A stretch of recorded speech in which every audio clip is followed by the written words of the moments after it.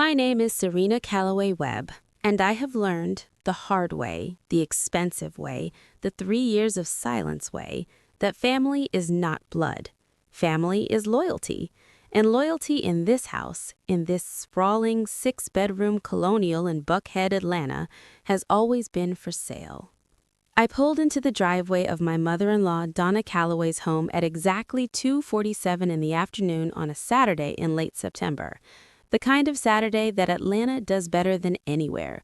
Warm gold light filtering through oak trees, the smell of magnolia still faint in the air, somebody's kid shrieking somewhere in the yard. I had Zoe in the backseat, my stepdaughter, 8 years old.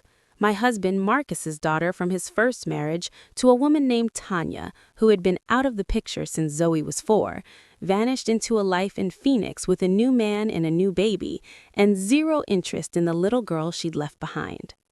Zoe had dressed herself that morning. That's important. She'd put on her yellow dress with the white buttons and her little white sneakers, and she'd done her own ponytail, and she came down the stairs and said, "Does this look okay for the party, Serena?" And I had to blink twice because she was so earnest, so bright-eyed, so genuinely trying. I told her she looked like a sunflower. She grinned so wide I thought her face might split in half.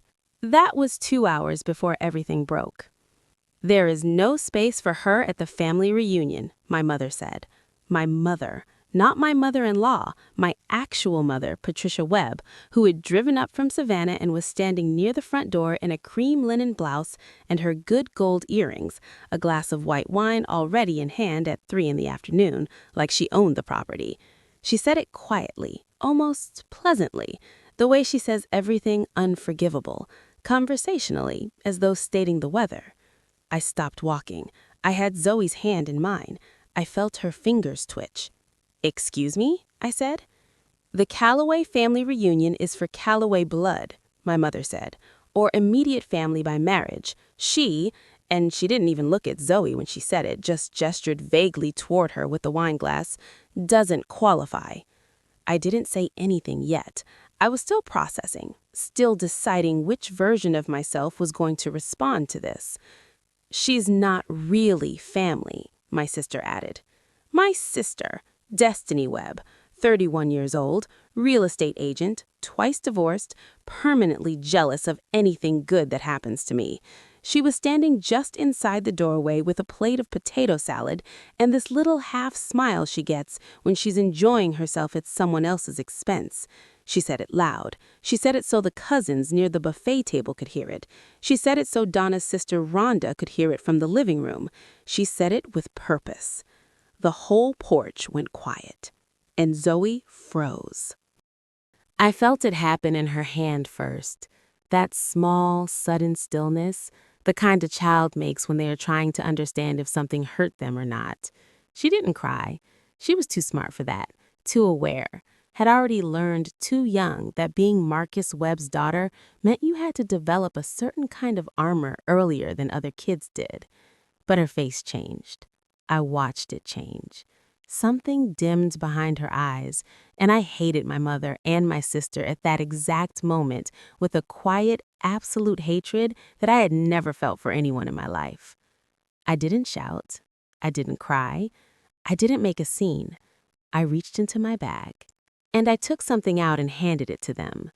Let me back up, because what was in that bag did not get there by accident. Marcus and I had been married for 3 years. He's an architect, a good one, not the flashy kind who designs celebrity houses in LA, but the serious kind, the kind whose firm lands city contracts and university commissions and hospital renovations. He grew up in this house, in this family, with a mother who loved him fiercely and a father who died when Marcus was 19 and left behind a small construction business that Marcus eventually turned into something real. His sister Kezia had married well and moved to Charlotte. His brother Damon was a mess, but a lovable one. His family was imperfect and loud and warm in the way loud families can be warm. My family was different. My mother, Patricia, had spent her whole life performing elegance she couldn't actually afford, and was furious at me, quietly, perpetually furious, for actually building the life she'd been pretending to have. When Marcus and I got together, she smiled at the wedding and made a toast, and then spent the next 3 years making small, persistent attempts to poison the well. She didn't like that I had a stepdaughter. She didn't like that Marcus's ex had been in the picture. She didn't like that Zoe called me Serena instead of Mom, which she interpreted as disrespect, rather than what it actually was, a careful, loving arrangement between me and an 8-year-old who was trying to figure out where she fit. She had been building to this for a long time. What she didn't know is that so had I. 6 months before that reunion, I got a phone call from a woman named Brianna Okafor. Brianna was a paralegal at a law firm in Midtown Atlanta. She'd worked for a man named Jeffrey Hale, who was a senior partner, who was also, and this is the part that matters, my mother's former financial advisor, and as it turned out, her longtime affair partner. Jeffrey Hale had died unexpectedly in April, heart attack at 62, very sudden, very clean. And Brianna, cleaning out his office, had found a box of documents she wasn't sure what to do with. She called me because my name was on some of them. Not because I was involved, because my mother had been quietly, systematically falsifying documents related to a small trust account that my late grandmother Edna had set up. A trust designed to eventually pass assets to me and Destiny equally. Over the course of about 9 years, my mother had been siphoning money out of it. Not huge amounts every time, but consistent. And she'd been doing it with Jeffrey's help, who had managed the trust through his firm and who had apparently been compensating himself very well for his cooperation. Brianna had those documents. She gave them to me. She said she was sorry. She seemed like she meant it. I spent 2 months working with an estate attorney and a forensic accountant to understand exactly what had been taken. The number was not insignificant, and then I sat on it. I held it quietly and I waited, the way you wait when you know that patience is the sharpest weapon available to you. And then the family reunion invitation arrived. Here is something they don't tell you about quiet revenge. It requires an almost inhuman amount of stillness. The whole room was silent. My mother was holding the envelope. My sister was still holding her plate of potato salad. Donna had come in from the kitchen at some point, drawn by the shift in energy the way people always are when something is wrong, and she was standing near the doorway with a dish towel over her shoulder and a look on her face that I would later describe to Marcus as the face of a woman realizing her house is about to become a crime scene. The envelope was cream-colored, thick stock, the kind stationery stores charge too much for. My name was on the return address label, and my attorney's name was below it, and the name of the firm was below that. "What is this?" my mother said. "It's a letter," I said, "from my lawyer." "Why are you handing me your lawyer's letter at a family reunion?" "Because," I said, "that is where you chose to do this." She opened it. I watched her eyes move across the first paragraph. I watched her face change. I watched the wine glass in her hand begin, very slightly, almost imperceptibly, to shake. Destiny looked over her shoulder, read 2 lines, set down the potato salad. The letter was a formal notice of legal intent to recover misappropriated trust funds. It named the account, it named the amounts, it named Jeffrey Hale, it named Patricia Ann Webb. It listed in precise and unflinching language a 9-year pattern of financial fraud against an estate intended for her own children. It indicated that Destiny was also named as a person with knowledge of the account. Not as a co-conspirator because the accountant had not been able to establish that, but as a person who would be deposed. It noted that the matter had already been reported to the Georgia State Bar in connection with the late Mr. Hale. It also noted, and this was the part I had asked my attorney to include, that all further legal proceedings would be made part of the public record, as was standard, and that Patricia Webb's employer, the Savannah nonprofit where she sat on the board, and which prized its community reputation, had been notified as a courtesy. "Serena," my mother's voice had gone very thin. "Don't," I said. "You don't understand what—" "Don't," I said again. And then I crouched down next to Zoe, who was still standing beside me, very still, watching everything with those serious, dark eyes of hers, and I said, "Hey, you want to go find Aunt Kezia? She brought that chocolate cake you like." Zoe looked at me. "Are you okay?" I smiled at her. "I'm great, baby. Go ahead." She went. And then I stood back up and I looked at my mother and sister in the silence of that porch with the whole rest of the reunion hovering just inside the house, pretending not to hear everything, and I said what I had been waiting 3 years and 6 months and approximately 9 years of financial fraud to say. I said it quietly. That was the point. That was always the point.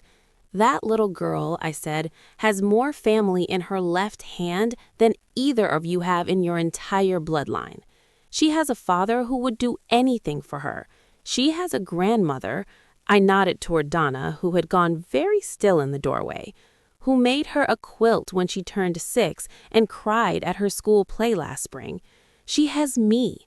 And she has never once asked any of you for anything, which is the smartest thing she has ever done, because you two don't give. You only take.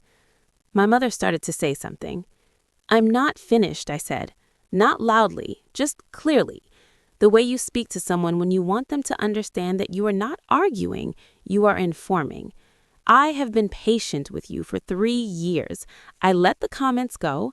I let the missed holidays go. I let the way you talk about Marcus behind his back go. I let the fact that you have never once called Zoe by her actual name go. I let all of it go because I was building something, and I didn't need you to understand it while I was building it. But here is what I will not let go. I will not let you stand in front of that child and tell her she doesn't belong. Not in this family, not in any room I am standing in, not ever again. Silence. Real silence. The kind where you can hear someone breathing. The letter speaks for itself, I continued. My attorney's number is at the bottom. I would suggest you call it Monday morning and arrange a meeting before this goes to the next stage, which it will on Wednesday if I don't hear from you. I'm not doing this to hurt you. I'm doing it because it is what is owed. Grandma Edna left that money for us. You stole from your own children, and you will give it back. I looked at Destiny. You didn't take anything, I said, but you knew, and you said nothing. For years you said nothing. And then today you walked up to an 8-year-old child and told her she wasn't family. So I think you should spend some real time thinking about what kind of person that makes you and whether that's who you want to be. Destiny opened her mouth, closed it again. I picked up my bag, straightened my dress, walked into the house. Donna Calloway is 64 years old, and she raised 3 children largely alone, and she has opinions about everything, and she is almost never wrong. She met me in the hallway. "That was," she started. "I'm sorry it happened at your party," I said. "Hush," she said, and she pulled me into a hug, which I was not expecting, and which made something in my chest loosen in a way I hadn't realized was tight. She was warm and solid, and she smelled like vanilla and clean linen. "That child," she said into my shoulder, "has been mine since the day Marcus brought her here, and anyone who can't see that doesn't get to eat my food." I laughed. I actually laughed. "Is she okay?" I asked. "She's eating chocolate cake with Kezia and telling her about some cartoon," Donna said. "She's fine. Kids are resilient when they know they're loved." She pulled back, looked at me. "Are you okay?" "I will be," I said. "I've been working toward this for a while." "I know," she said. And the way she said it made me wonder how much she had seen, how much she had put together on her own. Donna Calloway does not miss much. "You're a good mother," she said. I'm not her mother, I'm her stepmother, but I understood what Donna meant, and I took it the way it was offered, without qualification, without asterisk, as a simple truth. Marcus found me 20 minutes later by the back porch, standing near the magnolia tree with a glass of iced tea, watching Zoe run around the yard with 3 of Marcus's younger cousins, shrieking and laughing in her yellow dress. "Kezia told me what happened out front," he said. "I handled it." "I can see that." He stood beside me, quiet for a moment. "You sent the letter today? At the party?" She came to my daughter and told her she wasn't family, I said. I decided the moment could be instructive. He was quiet for a long beat. How long have you had that? Since April. 6 months. I wanted to make sure everything was in order before I moved, I said, and I wanted to wait for the right moment. He shook his head slowly, not in disapproval, more like someone recalibrating. Remind me never to make you angry, he said. You know better, I said. He put his arm around me. We watched Zoe run. She caught the ball Kezia's boy threw at her, held it up triumphantly, did a small victory dance that made everyone nearby laugh.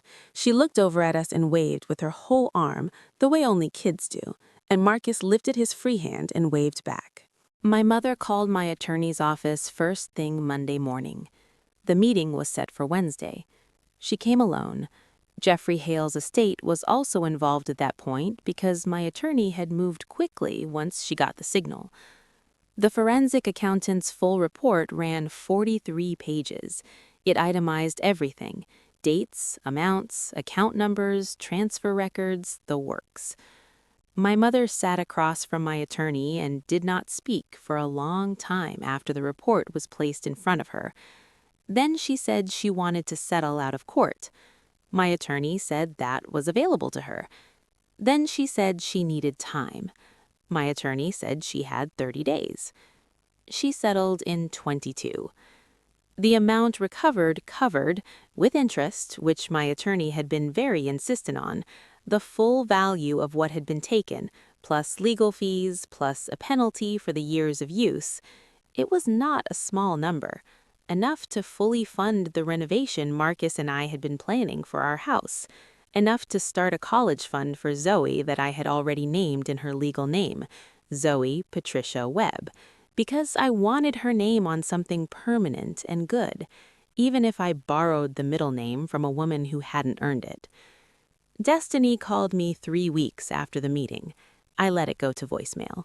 She left a message that lasted 4 minutes and included the words, "I didn't know everything," and "I was just following her lead," and "You have to understand how she is." I listened to it twice. Then I saved it because my attorney had advised me to save everything, and then I did not call her back. Not out of cruelty, out of clarity.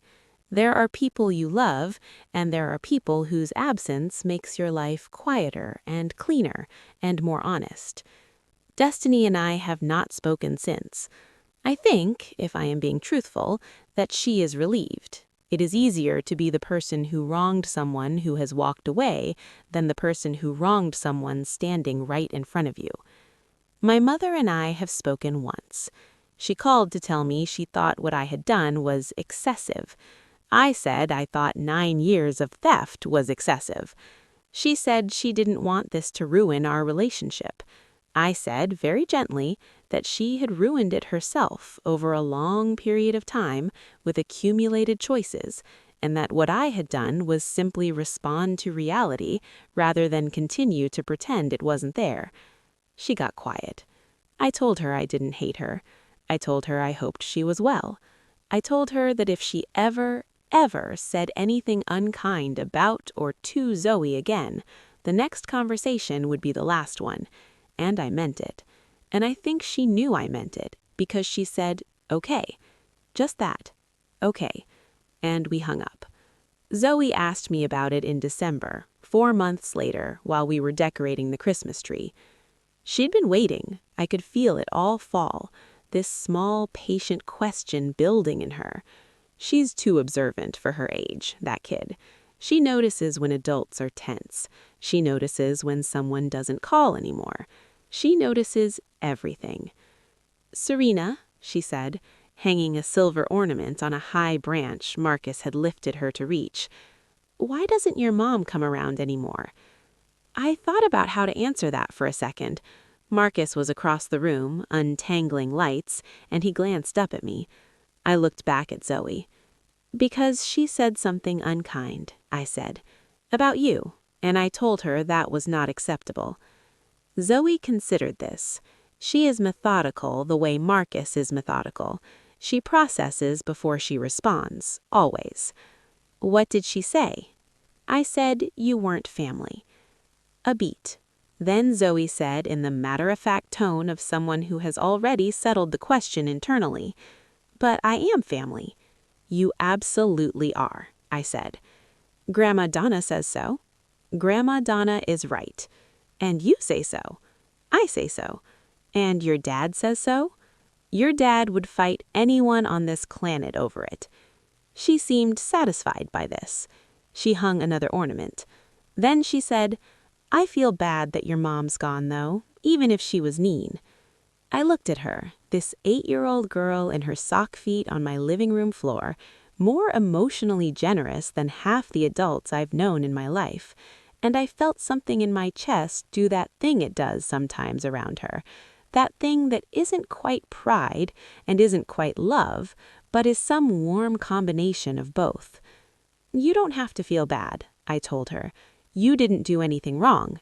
She knew that. "I know, but it's still sad when families don't talk." She went back to the ornaments. I went back to the tree. And Marcus, across the room, looked at me over the tangle of lights with an expression I have come to know as the one he makes when he's overwhelmed with love for us, for this family, for this particular improbable combination of people who chose each other. And I made the expression back at him, because I'm overwhelmed with it too, regularly, and I have stopped being embarrassed about that. People ask sometimes, women especially, women who have complicated families, women who have been the peacekeeper their whole lives, how I did it, how I stayed quiet so long, how I waited, how I handed that envelope calmly when everything in me must have been on fire. The truth is that I was not calm. I was not some ice-cold strategist who felt nothing. I was furious. I had been furious for years, quietly, carefully, purposefully furious. The kind of furious that has no use for screaming because it has better things to do. I was furious for myself, yes, but I was also furious for that little girl who had done nothing to deserve being made to feel unwanted in any room, anywhere, ever. And fury, when you learn to shape it right, is not a fire, it's a forge. You use it to make something harder and sharper than what you started with. I did not become cruel. I want to be clear about that. What I did was not cruelty. It was accountability. There is a difference between revenge that destroys and accountability that restores, and I had been thinking about that difference for 6 months. I did not want to destroy my mother. I wanted her to stop. I wanted the money back. I wanted Zoe to be treated like what she is, a child, a member of this family, a person who deserves a seat at every table she wants to sit at. And I wanted, at least once in my adult life, for my mother to experience a consequence for a choice she had made. She did. I did not enjoy it as much as I thought I would. That surprised me. I thought I would feel triumphant. What I felt instead was tired, and then clean, the way you feel after you finally cleaned out a room you've been avoiding for too long. The mess is gone. The space is yours now. You can do something good with it. That is what I have done with it. It is September again. Atlanta is doing that thing it does. Gold light, magnolia, someone's kid shrieking in a yard. Donna is hosting again, because Donna always hosts, and because the Calloway family reunion is the kind of tradition that runs on love and habit and Donna's inexhaustible willingness to make food for 40 people. Zoe picked her outfit again. This year, it's a green dress with small white flowers on it and her good white sneakers, and she did her own braid this time, a little uneven but entirely her own. She came down the stairs and said, "Does this look okay?" And I said, "You look like a garden," and she grinned. We drove to Buckhead in the gold light. We pulled into the driveway. Donna was on the porch waiting, and when she saw Zoe, she came down the steps and said, "There's my girl." And Zoe ran to her, and they hugged the way they always do, like they've been doing it forever, like no time has passed, like this is simply how things are, because it is. There was a place card at the big table in the dining room. I saw Zoe find it, saw her read her own name in Donna's careful handwriting, saw her look up at me with an expression I will carry for the rest of my life. Zoe Patricia Webb, right between Marcus and me, right at the center of the table, right where she belongs. "That's for me," she said. "Yeah," I said, "it is." She sat down, pulled the place card toward her, held it in both hands like it was something precious. And it was. That is exactly what it was, something precious that had almost been stolen from her by small-mindedness and selfishness and the casual cruelty of people who should have known better and hadn't and had learned what that cost. I sat down beside her. Marcus sat down beside me. Donna's family filled in around us, loud and imperfect and real in all the ways that matter. Someone passed the bread, someone else argued about the potato salad. Kezia's boy knocked over a glass and everyone laughed instead of yelling. Zoe leaned over and said, very quietly, just for me, "I'm really glad I'm here, Serena." I put my arm around her. "Me too, baby," I said. "Me too." And the thing about being a woman who has learned to hold her fire, who has learned that the sharpest power is the power that knows when to wait and how to strike precisely and what it's actually fighting for, is this. You stop worrying about whether people see it. You stop needing the room to know what you carry. You just carry it, quietly, completely. And when the moment comes, you use it for the people you love, and not a drop gets wasted on the ones who don't deserve it. That is the whole story. That is all of it. The envelope, the silence, the girl in the yellow dress who is now in a green one, eating chocolate cake at the center of the table where she was always supposed to be. Family is not blood. Family is loyalty. And loyalty, real loyalty, fierce and patient and unbreakable, is the only inheritance worth passing down.